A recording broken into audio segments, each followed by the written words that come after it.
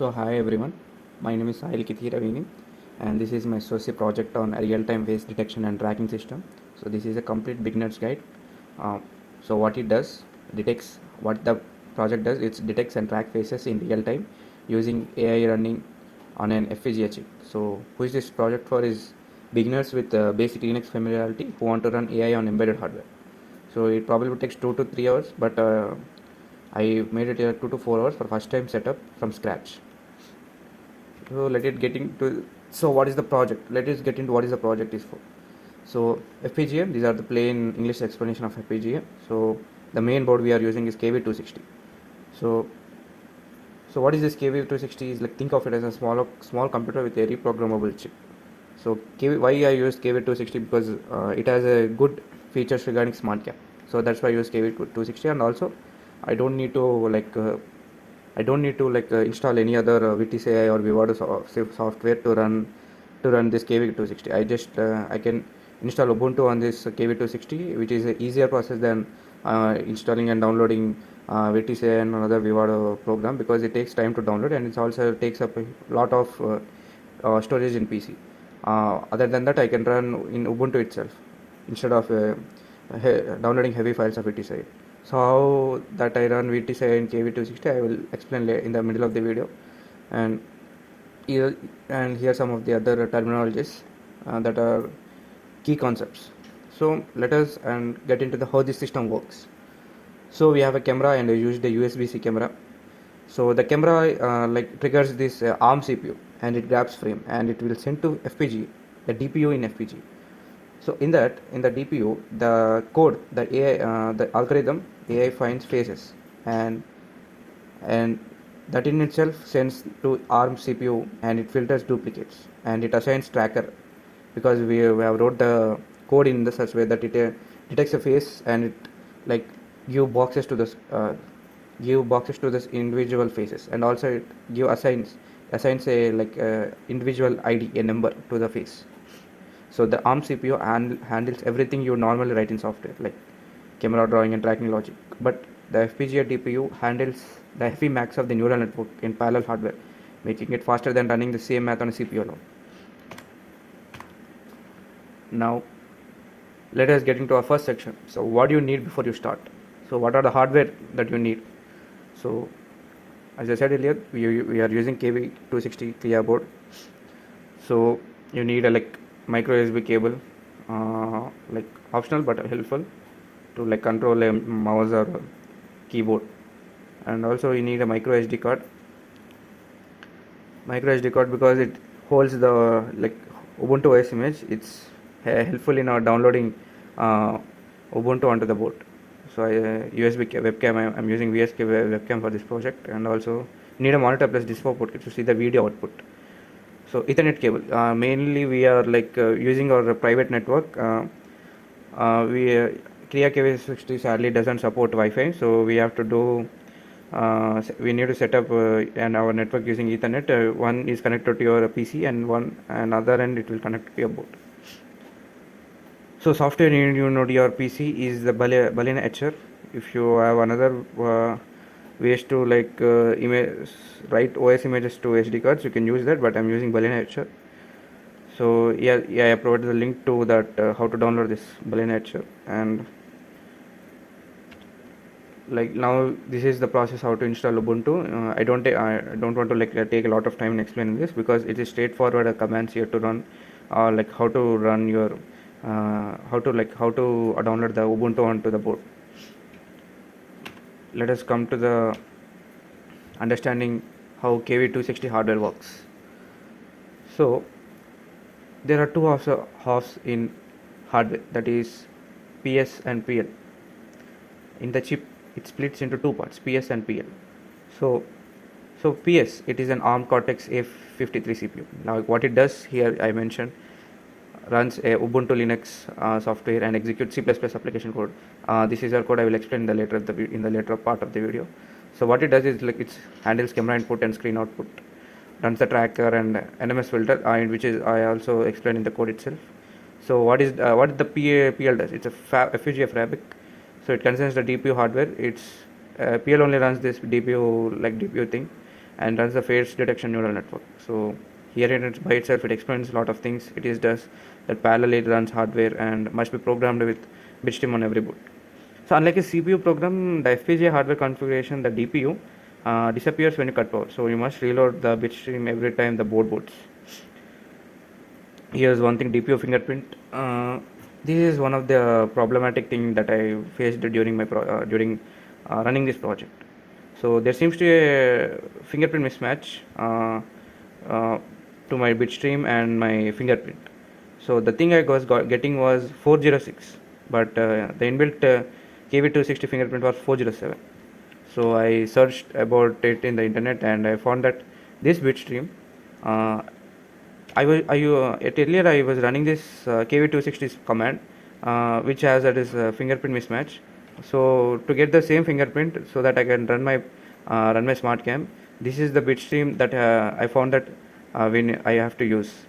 So after using this, the fingerprint mismatch error was solved. So use this KV260 benchmark. We have to use this.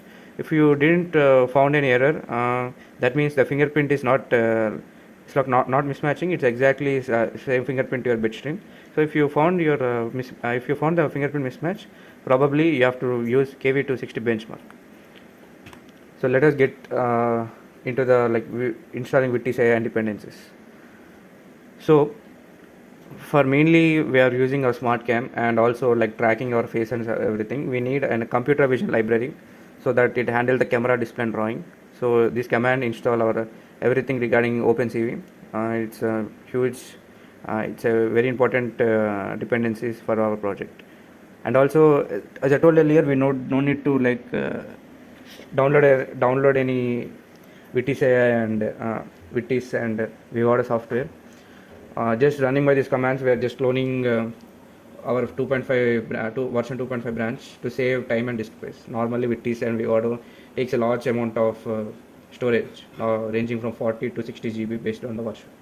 So this is just reminding this latest version of this repository. You are saving a lot of time and your lot of space.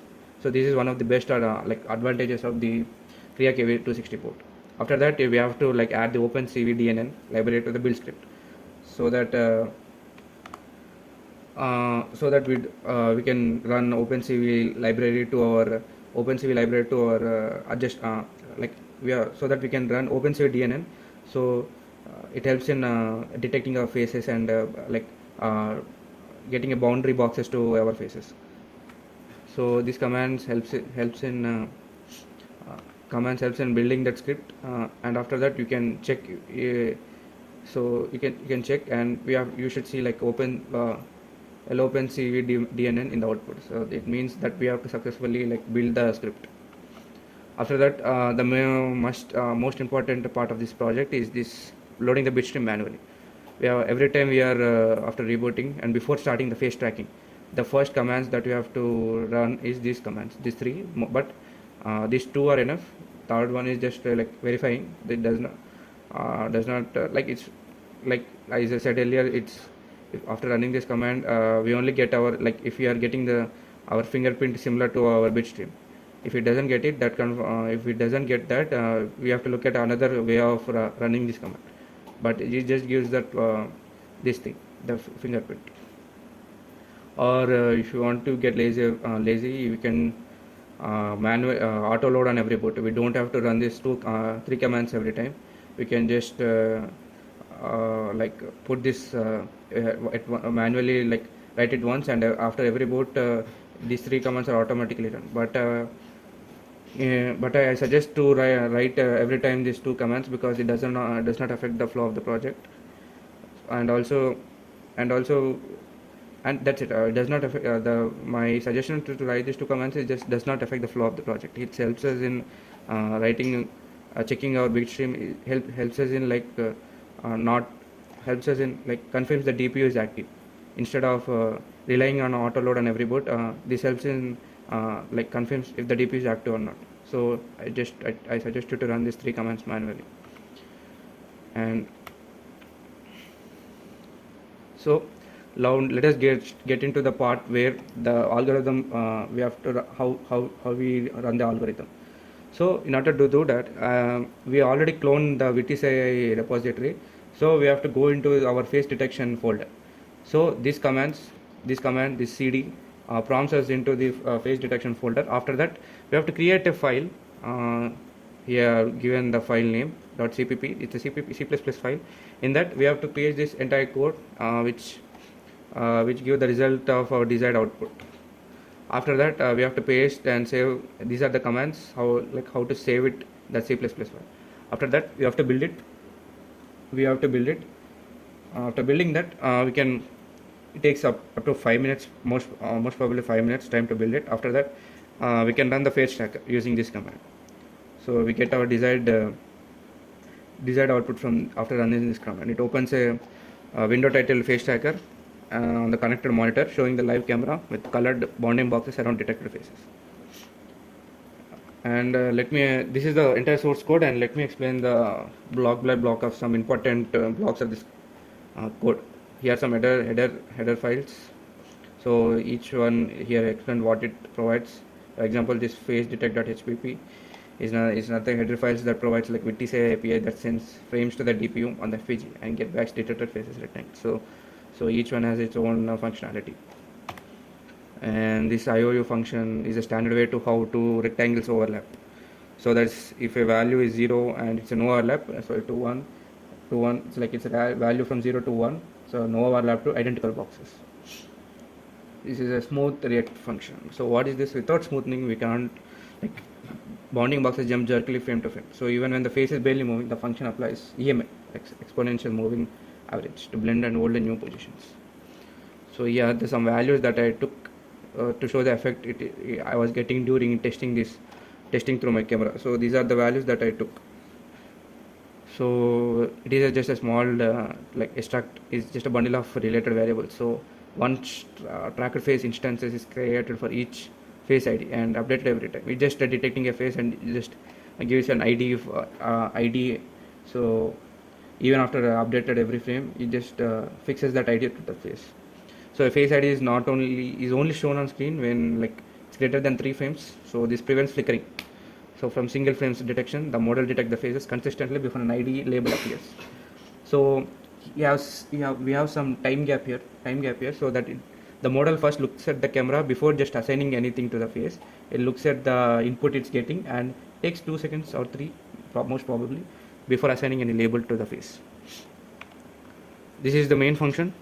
By default, the camera buffers several frames, so setting up the buffer to 1, ensure you always process the most recent frame, preventing a buildup of latency. This is where the model is loaded onto the DPU. So it prompts the camera to open, so video capture, and so this is where all the earlier parts where we are discussing the gap frame from camera and send it to DPU, the entire flow of the project happens here. So these are some parameters that I took. Defaultly I took 40 frames. You can increase or decrease according to your if you're getting you need longer when face is temporarily holds longer, like ID longer when face is temporarily hidden.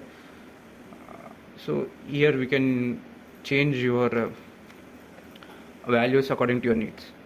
And these are some common errors that I found during running this project. I placed this fingerprint mismatch at the very top because this is one of the major error that I was unable to solve when I was doing this project. But later I found this is due to the long bitstream loaded.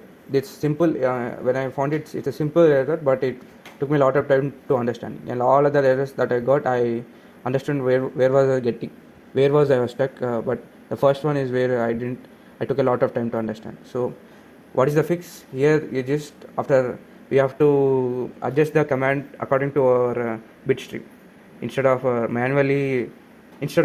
default KV260 SmartCam command. We have to check and fix our command according to our fingerprint. Then only we can get the correct. Then only we get the command to be run. Otherwise, the command will have another fingerprint with bitstream. So here I give the entire checklist. You can pick it off after running each and every step. Here are some of the commands in the 10.2 sections, every command. So let us get into the practical nature of this project. So let me get into the terminal. After opening terminal, so the main function, the main command we have to run every time is sudo experimental unload app. So we need to enter our password. So what here it's happening is it's removing slot 0, like it's removing everything from slot 0. So slot 0 is empty now. So afterwards what we need to do is, in that empty slot we have to run our KV260 smart cam. Now KV260 smart cam is loaded to slot 0. After that, after running each and every code, we have to go to our Vitis-AI library, to our face detector folder. After getting into the face detector folder, we can using this command we can run our it prompts the camera, USB camera, to open and detect our faces. But this is after we are running all the commands that I mentioned earlier. This is how our present after running and building the C++ code. After that we have to do it like this. So if we run this command,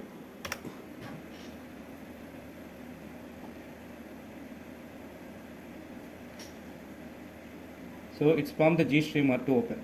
See here you can see my face, and there is a box around my face with a value of first person here, and at the left part you can see at the topmost part of the screen you can see how many faces it is detecting. And this is one case. If it's seeing the entire face, this is how like a single face is detecting through the camera. I will next show another case when the camera is detecting another face when the face is coming into the frame. Now let us get into that second case. Now let us check for the second case. I am introducing my friend.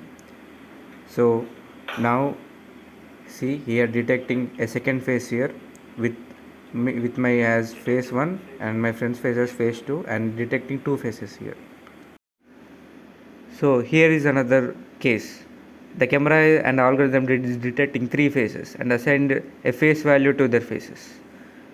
So it can take 15% at a time. So I hope you understand the project. So thank you everyone and have a nice day.